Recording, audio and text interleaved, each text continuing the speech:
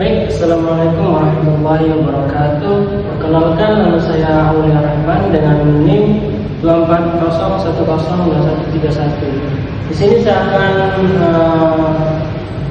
menyelesaikan tugas resum yang diberikan oleh dosen pengampun kita, yaitu Bapak Syamsuddin MPD. Pada resum yang saya kerjakan, saya mengambil dari kitab Akhlak dan Tasawuf Menyelami Kesucian Diri yang ditulis oleh Dr. Lalu Muhammad Nurul Waqani MPDI. Cut dulu. Iya, ya udah, nanti deh. Resum ini saya akan membahas mengenai pentingnya memahami akhlak, karakter, etika, dan moral dalam pendidikan dan kehidupannya. Yang pertama, perbedaan akhlak, karakter, etika, dan moral dalam perspektif pendidikan. Slide ini membahas perbedaan akhlak, karakter, dan etika, dan moral dalam perspektif pendidikan, serta pentingnya akhlak dalam membentuk karakter dan etika yang baik. Yang pertama, kita bisa melihat tentang pengertian dasar akhlak.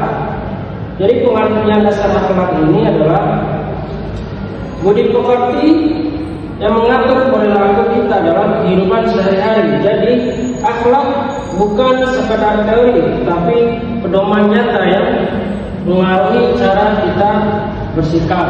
Kemudian ada akhlak dan pendidikan. Di sini kita lihat bahwa pendidikan itu tidak mentransfer ilmu, tapi juga membentuk karakter siswa. Akhlak berperan penting dalam membimbing kita menjadi pribadi yang berperilaku baik dan bertanggung jawab. Kemudian yang ketiga adalah pentingnya akhlak mulia. Dalam Islam sendiri, akhlak mulia menjadikan landasan untuk mencapai kesempurnaan manusia atau insan kamil. Jadi semakin baik akhlak kita, semakin tinggi juga derajat kita kepada sisi Allah Subhanahu wa Ta'ala. Kemudian yang terakhir adalah bagaimana cara kita mengimplementasikan akhlak dalam kehidupan sehari-hari. Sebagai mahasiswa, kita itu perlu menerapkan akhlak mulia dalam keseharian kita, seperti bersikap jujur, disiplin, menghormati dosen, serta aktif berkontribusi dalam lingkungan kampus. Kemudian, apa perbedaan signifikan antara akhlak, karakter, etika, dan moral dalam kehidupan sehari-hari? Karakter dan akhlak, perbedaan karakter dan akhlak dalam konteks perilaku baik dan buruk. Pertama, karakter dan akhlak ini kebiasaan baik yang bertanam dalam diri seseorang. Sedangkan akhlak adalah aturan perilaku yang bersumber dari agama. Jadi akhlak memberi dasar nilai, dan karakter adalah hasil nyata dari nilai itu dalam tindakan kita. Kemudian kedua adalah moral sebagai panduan. Moral adalah dorongan dalam diri untuk bertindak sesuai dengan norma sosial yang berlaku. Dengan moral yang baik, seseorang terdorong untuk menjaga hubungan harmonis dengan orang lain. Kemudian yang ketiga adalah etika dalam kehidupan sehari-hari. Etika membantu kita berpikir kritis ketika menghadapi dilema moral yang kompleks. Misalnya, kita harus memilih antara dua hal yang sama-sama penting. Etika memberi kita panduan logis dan rasional. Kemudian yang terakhir adalah perspektif tokoh terkenal. Banyak tokoh mengajarkan bahwa akhlak, karakter, etika, dan moral saling melengkapi. Akhlak memberi dasar religius, etika memberi panduan berpikir, moral memberi dorongan hati, dan karakter menjadi kebiasaan membentuk pribadi yang berintegritas. Kemudian kita bisa melanjutkan pada slide selanjutnya, yaitu tentang akhlak sebagai landasan untuk mencapai kesempurnaan dalam pendidikan dan perilaku. Yang pertama, kita bisa melihat mengenai tujuan pendidikan nasional. Tujuan pendidikan nasional ini menekankan pentingnya pengembangan karakter dan akhlak yang baik, karena pendidikan itu tidak hanya mencetak orang pintar, tapi juga pribadi yang berakhlak mulia dan bermanfaat bagi masyarakat. Kemudian yang kedua adalah akhlak yang tasawuf, yaitu tentang hubungan antara akhlak dengan ajaran tasawuf dalam mencapai insan kamil. Yang ketiga adalah peran hati dalam akhlak, pentingnya hati dalam membentuk akhlak terpuji dan akhlak baik. Kemudian kita bisa melanjutkan ke slide selanjutnya, yaitu bagaimana pentingnya memahami akhlak dalam kehidupan sehari-hari. Grafik ini menunjukkan pengaruh akhlak dan etika dalam pembentukan karakter mahasiswa berdasarkan 5 aspek penting, pertama dalam pendidikan dan akhlak, karakter dalam tindakan, etika dalam perilaku, moral sebagai panduan, perbedaan istilah akhlak. Kemudian kita bisa lanjut ke slide berikutnya, yaitu konsep akhlak dalam tradisi Islam dan implikasinya.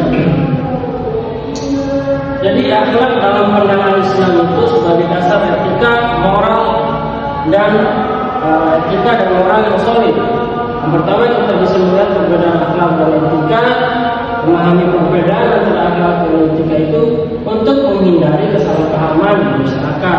Kemudian yang kedua, kedudukan akhlak dalam pendidikan. Peran akhlak dalam pendidikan untuk menciptakan individu berkarakter dan bermoral. Ketiga adalah ajaran akhlak dalam Al-Quran. Bagaimana Al-Quran itu membimbing umat dalam memahami konsep akhlak yang mulia. Kemudian di sini kita bisa melihat akhlak dalam diagram akhlak dalam pendidikan dan karakter. Di sini ada etika dan moral dalam berinteraksi dengan nilai 65 mengenai kualitas manusia berdasarkan akhlak. Bisa kita simpulkan 70%. Pengembangan karakter sebuah individu 75, peran akhlak dalam pendidikan 80, serta akhlak dalam kehidupan sehari-hari kita 85.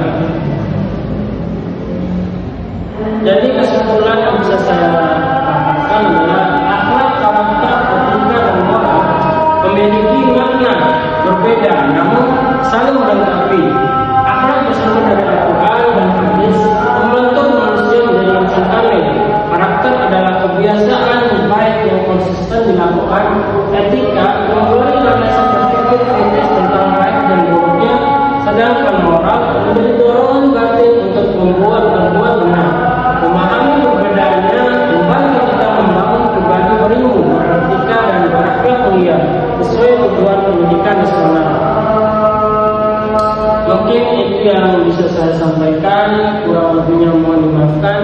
Wabillahi taufiq wal hidayah. Assalamualaikum warahmatullahi wabarakatuh. Assalamualaikum warahmatullahi wabarakatuh.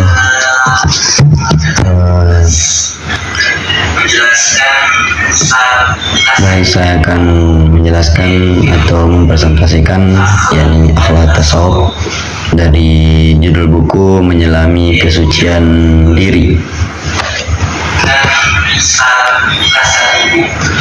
Tentang buku yang penulis dari Dr. Lalu Muhammad Nurul Watani MPDI, diterbitkan Forum Pemuda Aswaja Jalan Kau Wakan Leneng Praya Lombok Tengah NTB.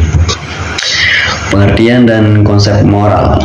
Pengertian moral berasal dari bahasa Latin, yakni mores, yang artinya adat atau kebiasaan. Secara umum, moral adalah panduan perilaku yang membedakan mana yang benar dan salah, serta baik dan buruknya. Moral tidak hanya terkait dengan tindakan, tetapi juga melibatkan emosi dengan kognisi. Lanjut ke definisi moral, yakni apa itu moral?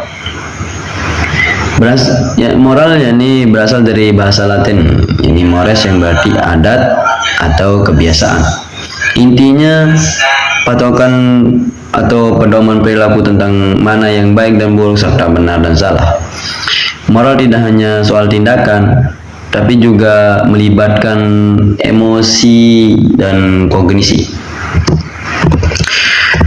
Moral dalam kehidupan sehari-hari.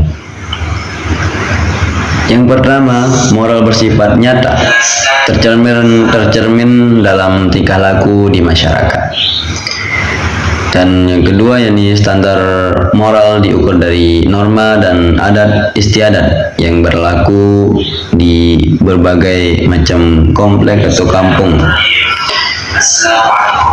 Dan yang ketiga, yakni seseorang dianggap bermoral jika perilakunya baik dan sesuai dengan norma-norma atau akhlak-akhlak. Pentingnya kesadaran moral. Kesadaran moral dan hati nurani. Kesadaran moral adalah faktor utama yang mendorong kita untuk bertindak sesuai norma. Ini berkaitan erat dengan hati nurani, yakni kesadaran moral kita. Kesadaran moral mencakup 3 aspek. Aspek yang pertama yakni perasaan, dorongan untuk melakukan tindakan bermoral. Dan aspek yang kedua yakni rasional dan objektif. Untuk melakukan rasional dan objektif tindakan yang diterima secara umum oleh masyarakat. Dan aspek yang ketiga yakni kebebasan, kemampuan untuk memilih tindakan bermoral sendiri. Selanjutnya nih ke kesimpulan, sistem moral dari pikiran ke tindakan moral adalah sebuah sistem yang terintegrasi. Untuk bertindak bermoral ada 3 langkah, yakni yang pertama sadar, memiliki pengetahuan tentang mana yang baik dan buruknya. Dan langkah yang kedua yakni merasa kita itu mau marah, merasa terdorong untuk berbuat baik misalnya, atau merasa terdorong buat mau marah kayak apalah, emosi atau raut muka, meme. Yang ketiga yakni bertindak, melakukan perbuatan nyata yang sesuai dengan norma-norma yang berlaku. Moral adalah sistem hidup yang berlaku dan di masyarakat yang membentuk karakter individu.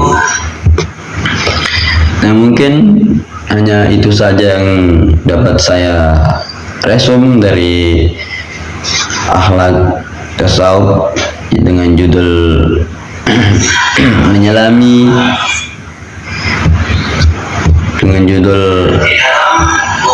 menyelami kesucian diri. Kurang lebihnya saya mohon maaf. Wabillahi taufiq wal hidayah. Wassalamualaikum warahmatullahi wabarakatuh. Assalamualaikum warahmatullahi wabarakatuh. Kenalkan, nama saya Himzul Furqan, ingin mempresentasikan hasil diskusi kami dalam pelajaran akhlak tasawuf. Buku ini ditulis oleh Dr. Lalu Muhammad Nurul Watani, MPDI. Baik, langsung saja kita ke materinya. Pendahuluan. Tasawuf merupakan salah satu disiplin ilmu dalam Islam yang membahas tentang dimensi batiniah, pembersihan jiwa, serta pendekatan spiritual seorang hamba kepada Allah Subhanahu wa taala. Dalam sejarahnya, tasawuf hadir sebagai respon terhadap kecenderungan umat Islam yang mulai larut dalam kehidupan duniawi, sehingga diperlukan sebuah jalan yang menekankan kepada kesucian hati, keikhlasan, dan kedekatan dengan Allah Subhanahu wa taala.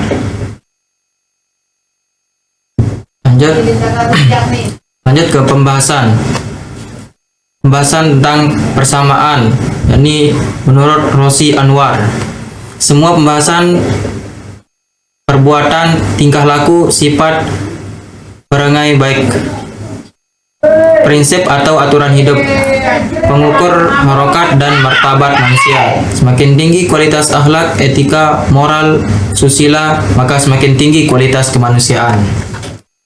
Yang kedua, persamaan menurut Abdul Majid. Etika yaitu ilmu yang menyelidiki nama baik dan buruk yang diketahui akal tujuan etika yaitu ukuran universal baik buruk di setiap waktu atau tempat. Bedanya etika itu filsafat atau akal atau akhlak yaitu agama Allah dan Rasulullah SAW. Lanjut ke pembahasan selanjutnya, yakni keunggulan akhlak. 1. Bersumber dari Allah dan Rasul. Yang kedua, bersifat universal dan komprehensif. Yang ketiga, orang berakhlak luhur di bawah bimbingan wahyu, bukan sekedar akal atau tradisi. Akhlak menurut Al-Ghazali, akhlak adalah sifat yang bertanam dalam jiwa, memunculkan perbuatan dengan mudah tanpa dipikirkan lagi. Akhlak baik yaitu tercermin dalam perilaku refleks atau ikhlas dan spontan, harus bersumber dari jiwa yang baik.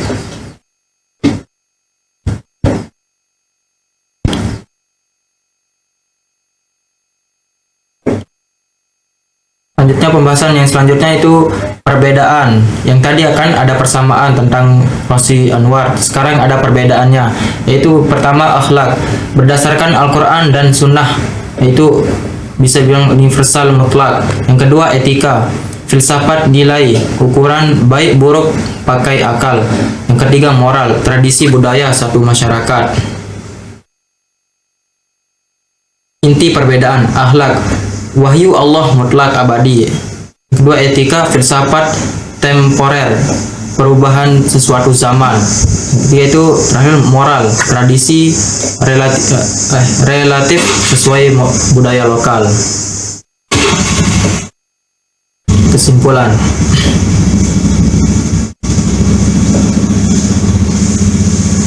Dari pembahasan ini bisa disimpulkan bahwa akhlak, karakter, etika, dan moral memang sering dianggap sama, padahal masing-masing punya makna, asal-usul, dan fokus yang berbeda. Akhlak punya kedudukan paling tinggi karena sumber dari agama, Al-Quran, dan hadis, dan mengatur bukan cuma ucapan tapi juga perbuatan, sehingga membentuk manusia menjadi insan kamil, yaitu manusia yang sempurna.